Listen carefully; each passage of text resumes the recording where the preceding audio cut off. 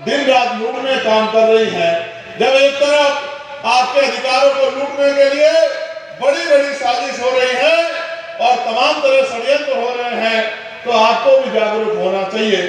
आप सड़कों पे काम करते हैं, आंदोलन करते हैं, मेहनत मजदूरी करते हैं, बड़ी मुश्किल से अपने परिवार को चलाते हैं, ये बहुत जरूरी काम है।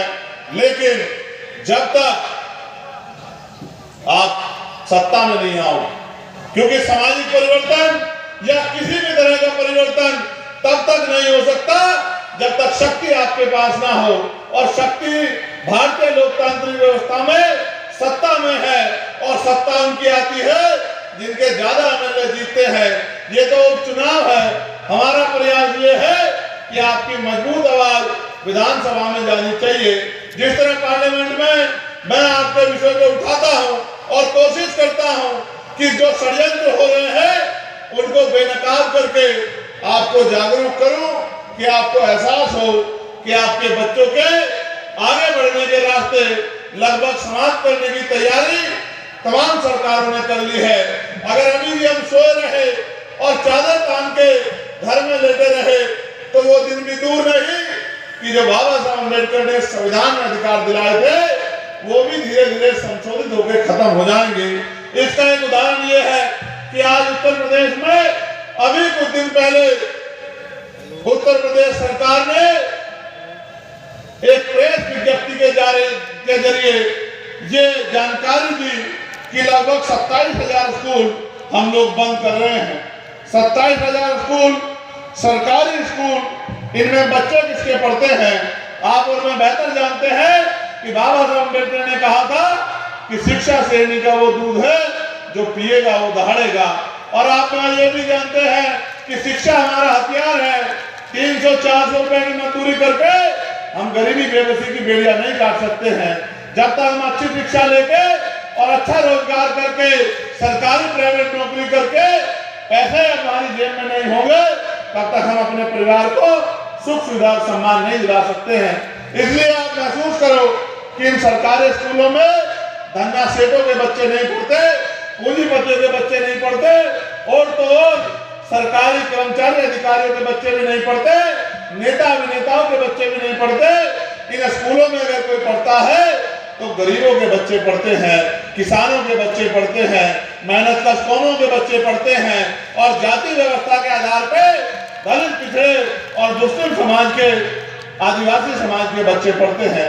जब आप महसूस करो सरकारी स्कूल बंद हो जाएंगे तो ये बच्चे पढ़ेंगे कहाँ, और जब ये पढ़ेंगे नहीं तो इनका भविष्य क्या होगा। इसलिए मुझे डर लगता है कि सरकार हमसे बात तो करती है कि हम आपको 5 किलो अनाज देंगे, सरकार ये भी कहती है चुनाव के समय गैस सिलेंडर सस्ता कर देंगे, सरकार ये भी कहती है कि बिजली का बिल माफ कर देंगे, लेकिन जो असल रास्ता बाबा साहब अम्बेडकर दिखा के गए कि भाई एजुकेशन, शिक्षा अच्छी होनी चाहिए, उस शिक्षा को बेहतर करने का कोई प्रयास सरकार के लोग नहीं करते। और तो जैसा मैंने आपको बताया उस रास्ते को खत्म करने के लिए इंतजाम तो कर रहे हैं।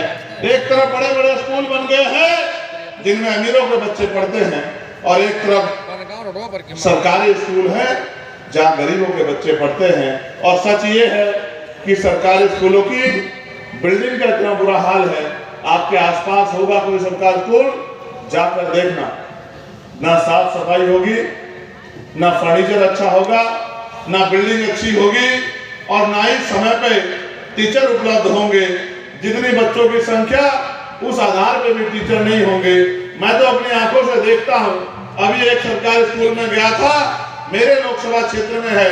मैंने टीचर से पूछा कि इस बिल्डिंग का हाल देखो, ये कभी भी गिर सकती है। उन्होंने कहा, सांसद साहब हमने सबको लिख के दे दिया, हम ही क्या कर सकते हैं।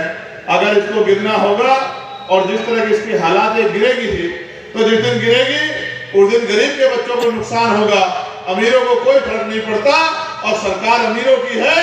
तो इसलिए मुझे आपसे कहना पड़ रहा है कि आप भी कुछ सोचो, आप भी सरकार को जगाओ कि ये गरीबों के बच्चों की जीवन से खिलवाड़ ना करे। मैं आपको इसलिए कहना चाहता हूँ कि आज उत्तर प्रदेश में बिजली सोने के तारों में आती है, और बिजली के दाम जहां 5-7 साल पहले 200-250 रुपए का बिल आता था, आज वहां 700-800 रुपए का बिल आता है। वहीं पर पानी के दाम भी लगातार बढ़ रहे हैं और सरकार के पास इस महंगाई को रोकने का कोई इंतजाम नहीं है। साथ साथ जैसा मैंने आपको कहा कि सामाजिक गैर बराबरी है, उसका बड़ा उदाहरण ये है कि यही भारतीय जनता पार्टी के विधायक जिनका नाम योगेश वर्मा है, उनको एक वकील ने इतना शानदार तरीके से थप्पड़ मारा कि उनको एहसास कराया कि आज भी दलित पिछड़े वर्ग को का सम्मान ये भारतीय जनता पार्टी के लोग नहीं करते हैं। ये उनको विधायक बनने पर भी, सांसद बनने पर भी अपमानित करने काम करते हैं और कहते हैं कानून व्यवस्था अच्छी है।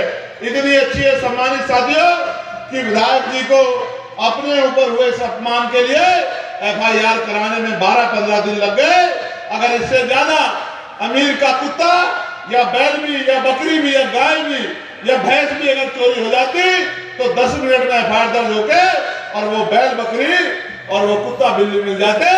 लेकिन विधायक जी 10-12 दिन भी एड़ी चोटी का जोड़ लगा के इस भारतीय जनता पार्टी की सरकार में अपने सम्मान की रक्षा नहीं कर पाए।